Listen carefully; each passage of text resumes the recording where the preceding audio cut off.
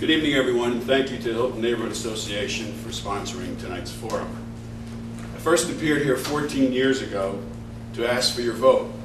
I'm going to do it again. Please vote for me on June 7th in the Democratic primary election. And please also vote for my running mate, India Larrier. I've served on the Township Committee for 12 years, 6 of them as mayor. It's been an honor and a privilege. I believe that government, good government, should and can be a positive force in our society, and I've worked as hard as I could to make things better in our community. During my tenure, Maplewood has been cited as a leader in numerous ways. We earned the distinction as one of the best places to live in America. New Jersey Monthly ranks us among the top 10 municipalities in the state. And just last month, Inside New Jersey profiled 4 towns, including Maplewood, as being gay-friendly and welcoming communities. And you can't mention environmental sustainability without a reference to Maplewood.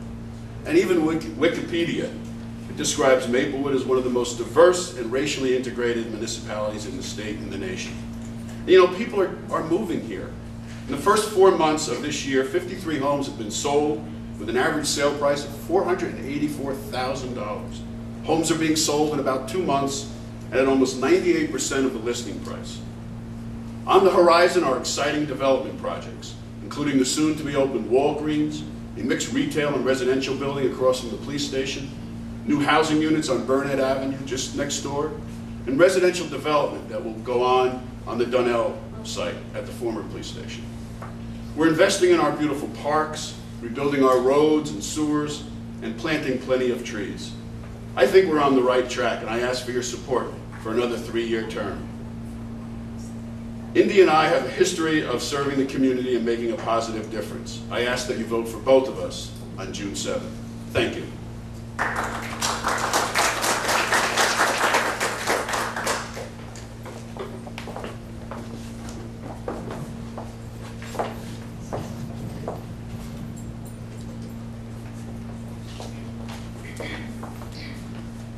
Thank you. And I would reiterate thank you to the Hilton Neighborhood Association for organizing this event. When I was growing up, a little girl in my town, my parents volunteered in our town. They were always involved. They were always organizing something. Their motto was, if you live in a great place and you want to keep it great, get involved, stay involved, and let people know you're involved. When my husband and I moved in here into Maplewood 16 years ago, almost right from the start, we became involved because that's how I was raised. Early on, when the Community Coalition on Race asked me to join its board, I said yes. Later, when an opportunity came for me to join the Maplewood First Aid Squad to further serve this township, I said yes. And I have actually served on that First Aid Squad for the last 5 years as its president. My husband and I are charter members of our neighborhood association, and as you'll see from some of the questions, I am a big fan of neighborhood associations and the strength that they have and lend to a township. And then again, when the Democratic Committee asked me to do this and offered me this opportunity, I said yes, because that's what I do. I serve the community in which I live. And I look forward to serving you now. I'm going to ask for your vote on June 7th. For myself, for my running mate, Vic DeLuca. We have some challenges. I think we can meet them head on. And I ask you to vote for us so that we can. Thank you.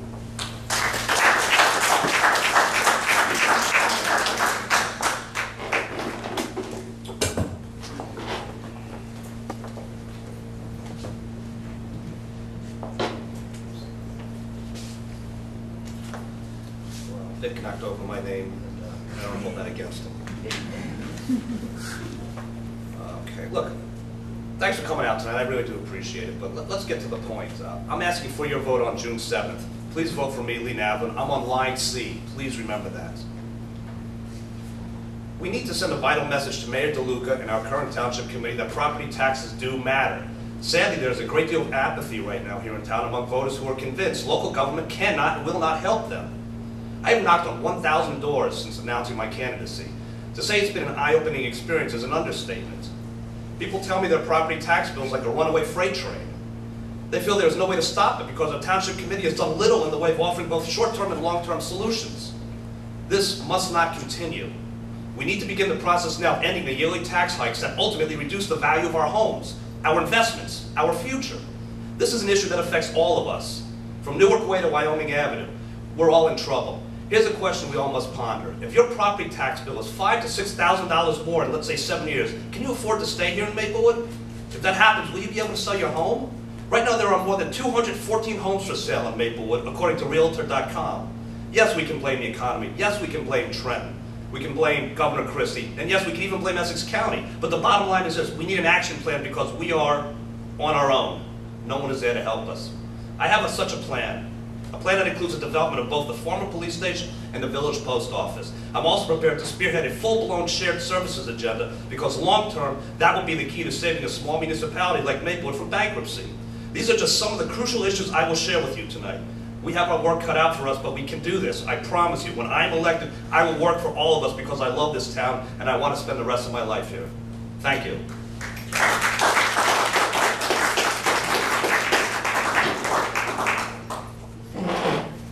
Our first question, and we'll start with India with this one, is about shared services. Do you have any new proposals for shared services?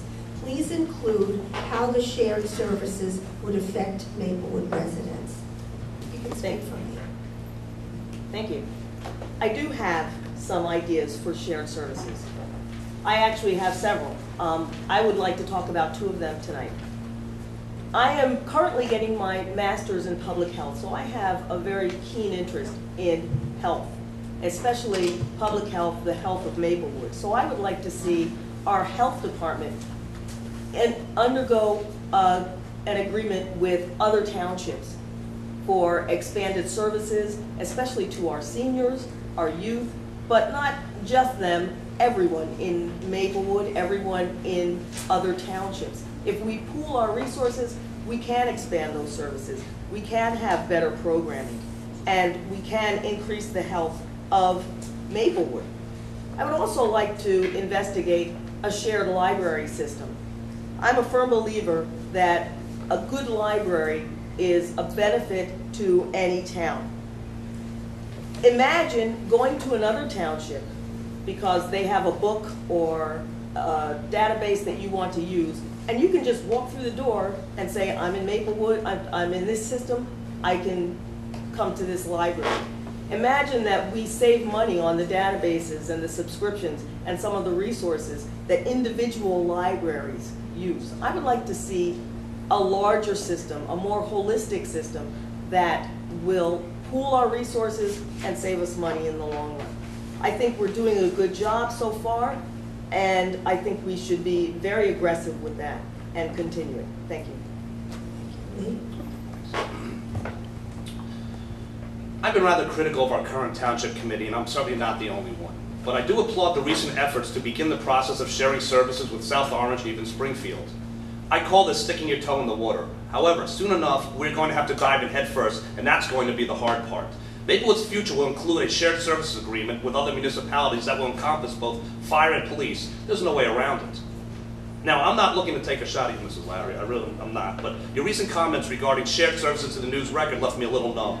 In regard to shared services, you said, quote, "To me, any problem is going to be better addressed if you get more people involved to try and solve it. If you combine the resources, you broaden your ability to serve the people you're trying to serve." That's not really what shared services is about. When we talk about shared services, we're talking about the elimination of redundancy, cutting costs, and yes, ultimately manpower. It's very tricky, but soon enough we will begin the process, one that could take up to a decade to fully implement. Now, I'm not advocating less police and firefighters, but I am advocating a process that eliminates two people from doing the same job. But it's more than just fire and police. Take Maplewood and South Orange, sister towns, small towns. We have 2 tax collectors, 2 tax assessors, animal control, etc. But at the end of the decade, we need a better cost-effective way of doing business, and that is what shared services is really about. Thank you. Thank you. Well, we've approached shared services with a dual track. One obviously is to save money and to try to get as most efficient operation as possible. The other thing is that I would disagree with our opponent there. I think it is to have better services for the people. It's absolutely trying to provide better services for folks, enhanced services, the best we can do. We have 11 shared service agreements right now, ranging from the kind of model that we put together around the municipal courts, where we share the Violations Bureau and the courts with South Orange. We get a net benefit of $150,000 from that agreement. That's new money to Maplewood. That's something that I did, along with my colleagues on the Township Committee, sitting across from South Orange and hammering that out. We just agreed to a shared code enforcement service. We're going to be providing code enforcement services to South Orange. We do shared automobile services. We actually repair the vehicles of South Orange. We're now going to do it for Springfield. The first time that we're crossing county lines to do that. Animal control services are being shared. Building code enforcement services on plumbing and fire with Milburn. Let me tell you what I want to do going forward. Two big areas. And I also agree with the library, but two other areas. We have to merge the fire departments. And if we can't do it with South Orange, we're going to look at other departments. It's 10% of our operating budget is the fire department, over $4 million a year. We got to figure out a way to do it better, do it different, and merging is the way to go. Police dispatching, we can make it happen. We can sell those services to other towns. We're going to look to do that, and we're going to get some money where we have the efficiency and operation and the space to do that. Thank you. We will start now with Lee, and the question is crime. Recently, there has been an increase in crime throughout Maplewood. What are your strategies for dealing with this situation, especially in the coming summer months? Well, the real question here is, how does local government address spikes in crime? For starters, we have an excellent police force here in Maplewood, something we should all be very grateful for. Obviously, if there are areas that are seeing more crime, our police chief will take the lead in stepping up patrols to those areas.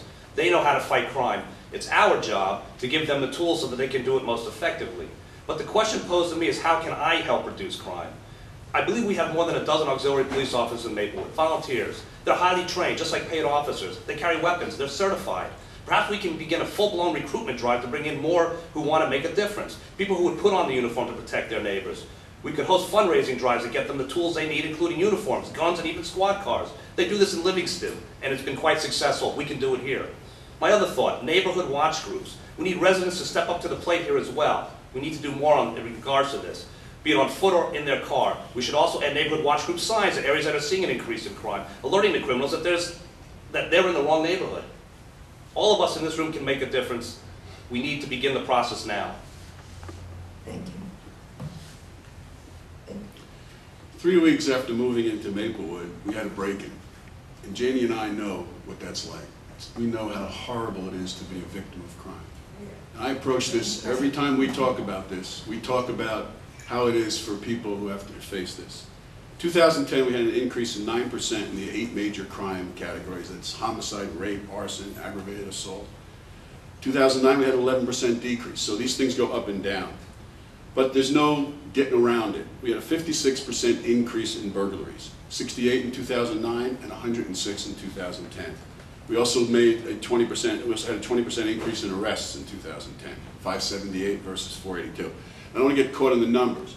What I want to get caught in is doing something about it. Here's 3 things. 1, we have to get our message out.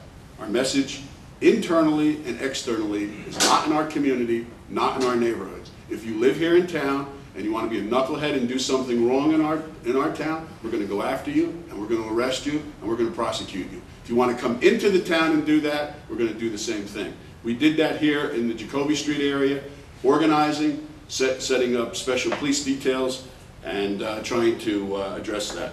With the police, we're organizing our patrol officers, detectives, crime suppression. We've also just applied for a new police officer under the federal COPS program. For residents, again, organize your neighborhood, organize your block watch groups, be the eyes and the ears for the police. It's interesting, Mr. Navlin's talking about neighborhoods when 2 of us, Indy and I, have been involved in neighborhood organizations, and Mr. Navlin's been absent without leave because he's done nothing to organize in any neighborhood that I know of. And Ms. Larrier and I have been very active doing the kinds of things that he's talking about and we're talking about working with the police, being the eyes and the ears, promoting safety checks, crime prevention, and really being a partner with the police to address crime issues. India? Thank you. As my running mate, Vic, said, I have been involved with the neighborhood association, the Midland Park Neighborhood Association. I am a charter member. When I think of crime, I think of the fact that not too long ago, 2 of my neighbors were mugged less than 2 blocks from my house. I have 3 young children. I am definitely interested in the safety of my neighborhood and the safety of my town. I have to say that part of the reason why I believe my neighborhood is safe is because of our neighborhood association. We are a cohesive group, we are a diverse group, but we, for sure, watch over each other. I don't leave my neighborhood for any length of time, but I've gotten a call from someone to say, are you away? That's how you learn to keep the bad elements out of your neighborhoods, by being cohesive, by knowing who's there. And yes, you partner with law enforcement for block watches, for light the nights and things of that nature. Also, we need to partner with other recreation programs to keep our youth positively engaged. Because the last thing we really want, the last thing we need, is to have our own youth contributing to the crime because they're bored, especially as summer comes and they're not in school. Thank you. All right, thanks. Our next question is about the Hilton Library. Question is, are you committed to maintaining the Hilton Library? Please give your reasons. We'll start with Vic. Yes, I'm committed to maintaining the Hilton branch of the Maplewood Library. I've been saying that every time I've run, proven it as a member of the Township Committee and on the board of the library. You know, I think we look at this in the wrong way. We talk about 2 libraries. It's really 1 library. We have 2 buildings. We've got 100,000 books in both of those buildings. Our circulation last year was 240,000 books out of both of those buildings. Dozens of computers in both. We have programs for adults and children in both. We coordinate the times and the days that we're open in both so that it works as one. Now, it's not cheap to run the library. It costs almost $2 million, $1.9 million, and the state doesn't give us enough, $20,000. The town provides $1.7 million to run the library, and that's $500,000 more than what we're required to do. We're required to put up 1.2, we put up 1.7 because we know the library is an important service in this community. Let me give you a couple key points as to why I support keeping the Hilton branch going. It's just a matter of practicality as far as space. You know, we got 25,000 square feet at the main branch and 7,000 at Hilton. That's 32,000. Milburn's got 31,000. Westfield, 5,000. Montclair, 55,000. These are square feet. This is the size.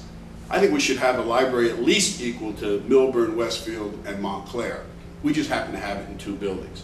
Second, the Hilton branch, the users there are predominantly African American and English as a second language. That's the population. And it is very important that we continue to reach out to that population, and there's been no evidence yet shown to me that closing that branch would we be able to serve that population better or keep them into our service area. So I think it's we should be doing more in reaching folks with library services. Closing the Hilton branch is not the way to go. India? Thank you. I myself am committed to a strong, vibrant library system. I've already said that I'm committed to having a shared system. I think we need to have an appropriate assessment of all of our library services and both buildings to find out just where they would fit in that system. That said, I think Hilton definitely should be part of that system. Hilton is very important to this area. It serves a definite audience right here in this area, but on top of that, it's an important anchor building on that Springfield Avenue business strip. You have the police department, you have the municipal building, you have the library. It's just a perfect fit. It's convenient for people who are using the Springfield Avenue business area. It's convenient to that park there.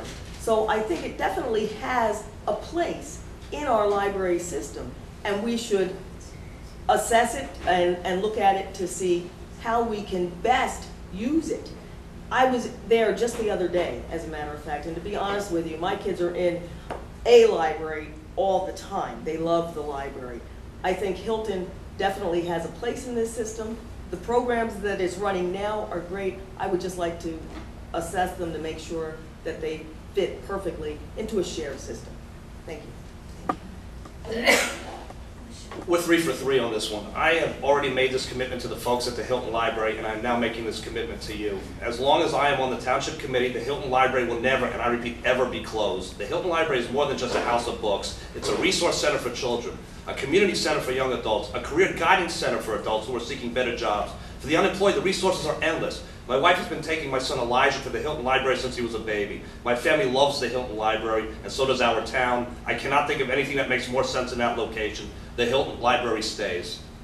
Thank you. Okay, the next question will start with India, and it's about the old police department property. What do you think is the best use of the old police station and property? Please be specific.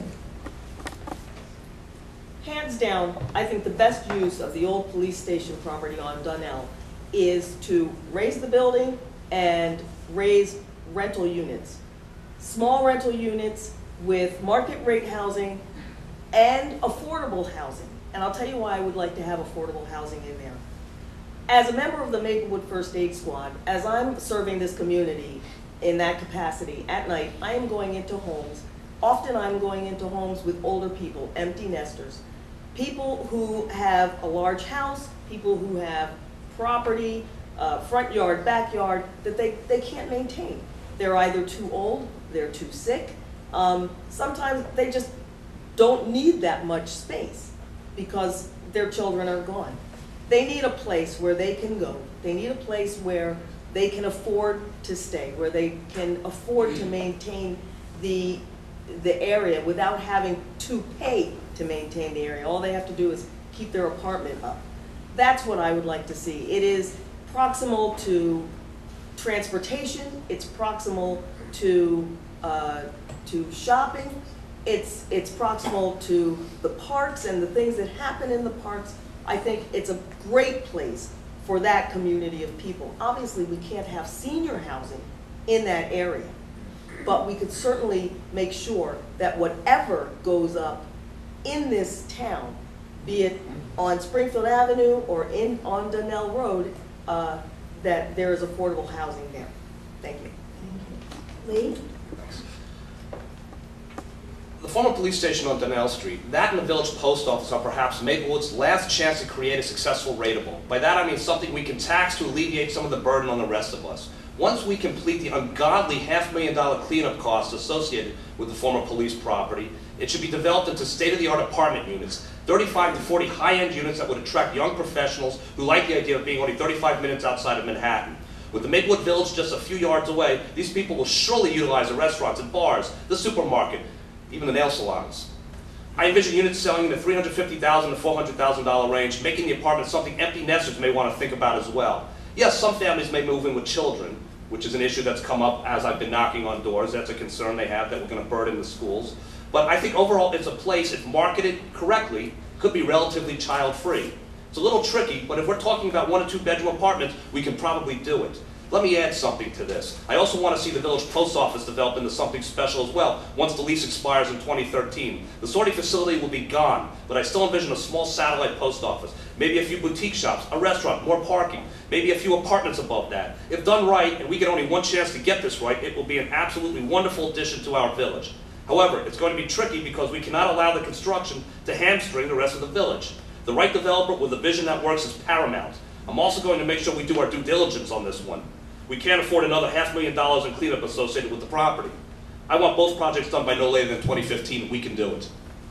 Thank you. Okay, and our last, Dick.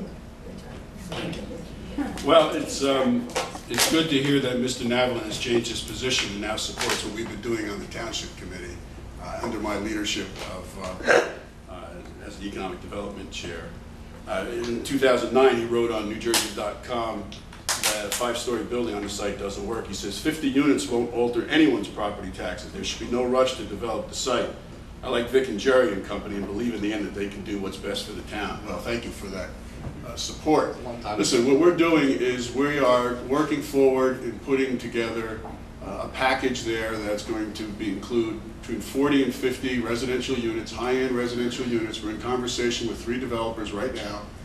We understand that the impact that this is going to have on the village, bring shoppers there. I would agree with Ms. Larrier that I'd like to see some of those units not saved for seniors, but certainly marketed for those who want to downsize and move in there and stay in Maplewood. So I think a combination of empty nesters and also some new folks who want to come into town and stay here, particularly those who graduate college and want to come back. There's really no place for them to live. So this is something that we've been talking about. As far as the cleanup, look, it's a police building and they had asbestos in the basement. That's what we're talking about. There's nothing else there except that the asbestos has to be cleaned up. Any building you find that's built at that time has that same problem.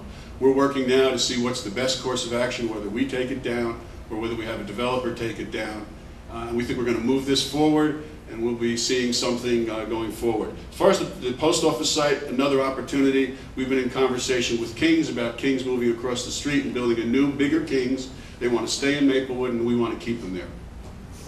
Thank you. And our last question is a general question, but we'll start with Lee. Besides our high taxes, what do you think is Maplewood's most pressing problem, and what would you do to solve it? Look, property taxes are more than just a pressing problem. It's a full-blown crisis. The town's failure, its ability to operate and survive, the town's future, its ability to operate and survive is all tied into the property taxes. So what's number 2? The value of your home. That's number 2.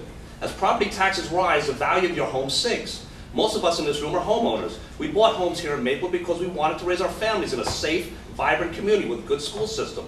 We also bought homes as investments. But as I said earlier, those investments are in dire straits. If you cannot sell your home because there are 200 other homes for sale, what is the real value of your property? Can you put a number on it? Can you perhaps even sell it for a profit? If you're not sure today, I'm telling you it's going to be even worse tomorrow if we don't get a handle on our property taxes. So number 1 is property taxes. The second biggest issue, the value of your home, your investment. We have to stop the bleeding now. Again, this is why I am running for Maplewood Township Committee. It is why I need your vote. I am asking you to give me this chance. I will not let you down. Thanks. Dave? Thank you. You know, property taxes do matter. I would agree with that statement, and that's why this year the Township Committee adopted a budget with a 0 tax increase for the average homeowner. We worked as hard as we could to keep everything down. And that's not all we did. The only reason we're in this position is 2 years ago, I sat down with the Township Committee and our administrator, Joe Manning, and I said, we have to make some structural changes here. And we did. 2 years ago, before any other town in this state, we were talking about reducing our employee pool by 10%. We laid off, and it wasn't easy to do. It took leadership, and it took us staying together. We laid off over 25 people. It wasn't something we wanted to do, it was something we had to do. We had to bring our expenditures and our taxes in order. Now, we've got a 2% tax increase cap this year. We're below that. We're way below that. So we understand what it is about taxes, and we're working on that to make that happen. My opponent talks about ratables. I mean, the way he's talking, you'd have to pave over the whole town in order to cover these taxes. We certainly don't want to do that. We want to bring in ratables. We want to protect property values, but to do that in a smart, strategic way, not as he's discussing. The other part that I want to mention is I think is equally important is we have to keep this as one town. It's very important. We have to make sure that everybody feels connected, that no one feels left out, and that we work together. All the accolades we get are only because of the people in this room and people across this town and how you work together, keep together, stay together. And that means leadership from the Township Committee to make that happen. And that's one of the things that I will continue to do. I would say second to taxes, we need to keep our business districts as viable and as vibrant and as successful as we possibly can. You know, we don't have a lot of ratables. We've heard that. There's actually not a whole lot of space here for huge ratables. But we do have 3 good business districts: Springfield Avenue, Irvington Avenue, and Maplewood Village. I think we need to keep Maplewood Village a diverse business district, but still certainly keep the character that's there. Because honestly, I know that's part of what brought us here 16 years ago. And when I look at it 16 years later, I would still move here, partly for that village. Springfield Avenue, Irvington Avenue, they have an awful lot to offer us. We've done a lot for that, for those 2 areas. There's lots more to do. You cannot separate the business district from the neighborhoods. They're going to feed into the neighborhoods. If you have a good business district, the neighborhoods around them will thrive. So I would say that one of our biggest challenges, and one that should always be on the front burner, is making sure that we support and secure those business districts. Thank you.